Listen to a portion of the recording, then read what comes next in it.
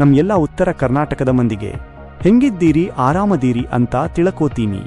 ಯಪ್ಪ, IPL ಅಂದ್ರೆ ನಮ್ ಕಡೆ ಹೆಂಗ್ ಕ್ರೇಜ್ ಇರ್ತೈತಿ ಅಂತ ಎಲ್ಲರಿಗೂ ಗೊತ್ತಾ ಐತಿ. ಆದ್ರೆ ಈ ಸತಿ IPL 2026 ರಾಗ BCCI ದವರು ಜಬರ್ದಸ್ತ್ ಹೊಸ ರೂಲ್ಸ್ ತಂದಾರ ನೋಡ್ರಿ. ಈ ಬಾರಿ ಮಾರ್ಚ್ 28ರಿಂದ ಆಟ ಶುರು ಆಗಾಕತ್ತೈತಿ.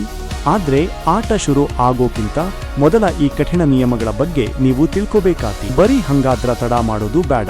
ಏನದಾವ ಈ ಹೊಸ ರೂಲ್ಸ್ ಅಂತ ಪಟಪಟ ಅಂತ ನೋಡ್ಕೊಂಡು ಬರೋಣ ಬರಿ. ನೋಡ್ರಿಪ್ಪ, ಈ ಸತಿ ಪ್ಲೇಯರ್ಸ್ ಗಳಿಗೆ ಬಹಳ ಸ್ಟ್ರಿಕ್ಟ್ ಆಗ್ಯಾರ. ಒಂದು ಪಂದ್ಯದ ದಿನ ಅಭ್ಯಾಸ ಇಲ್ಲ. ಮೊದಲ ಪಂದ್ಯ ಇರೋ ದಿನ ನಟ್ಸ್ನಾಗ್ ಪ್ರಾಕ್ಟೀಸ್ ಮಾಡ್ತಿದ್ರು.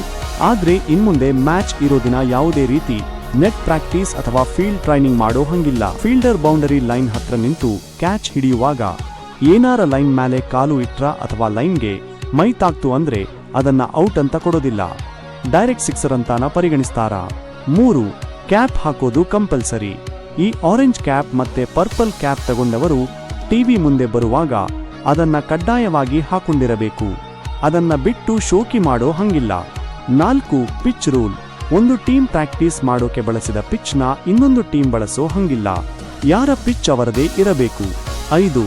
Dress code. ಮ್ಯಾಚ್ ಮುಗಿದ ಮೇಲೆ ಇಂಟರ್ವ್ಯೂ ಕೊಡೋಕೆ ಬರುವಾಗ ಪ್ಲೇಯರ್ಸ್ ಸರಿಯಾಗಿ ಅಫಿಷಿಯಲ್ ಡ್ರೆಸ್ ಕೋಡ್ನಾಗ ಇರಬೇಕು. 6. ಬಸ್ನಲ್ಲೇ ಹೋಗ್ಬೇಕು. ಪ್ರತಿಯೊಬ್ಬ ಆಟಗಾರ ಪ್ರಾಕ್ಟೀಸ್ಗೆ ಹೋಗುವಾಗ ಟೀಮ್ ಬಸ್ನಲ್ಲೇ ಹೋಗ್ಬೇಕು. ಯಾರೂ ಸಪರೇಟ್ ಆಗಿ ಕಾರ್ನಾಗ್ ಹೋದ್ರೆ ನಡೆಯಂಗಿಲ್ಲ. 7. Impact player. ಆಮೇಲೆ ನೆನಪಿಟ್ಟುಕೊಳ್ಳಿ, ಈ ಇಂಪ್ಯಾಕ್ಟ್ ಪ್ಲೇಯರ್ ನಿಯಮ 2027ರವರೆಗೆ ಇರ್ತೈತಿ ಅಂತ ಹೇಳಾರ. ನೋಡಿದ್ರಲ್ಲ ಗೆಳೆಯರೇ, ಇವು BCCI ತಂದಿರೋ ಹೊಸ ಖಡಕ್ ನಿಯಮಗಳು. ಇವುಗಳಿಂದ ಆಟದ ಶಿಸ್ತು ಇನ್ನು ಹೆಚ್ಚಾಗಬಹುದು ಅಂತ ಅನಿಸ್ತೈತಿ. ನಿಮಗೇನ್ ಅನಿಸ್ತೈತಿ ಈ ರೂಲ್ಸ್ ಬಗ್ಗೆ? ಕೆಳಗ ಕಾಮೆಂಟ್ ಮಾಡಿ ನಮಗೆ ತಿಳಿಸ್ರಿ. ಹಂಗ ವಿಡಿಯೋ ಇಷ್ಟ ಆಗಿದ್ರೆ ಒಂದು ಲೈಕ್ ಕೊಡ್ರಿ, ಶೇರ್ ಮಾಡ್ರಿ. ನಮ್ಮ ಚಾನೆಲ್ಗೆ ಸಬ್ಸ್ಕ್ರೈಬ್ ಆಗೋದು ಮಾತ್ರ ಮರಿಬ್ಯಾಡ್ರಿ.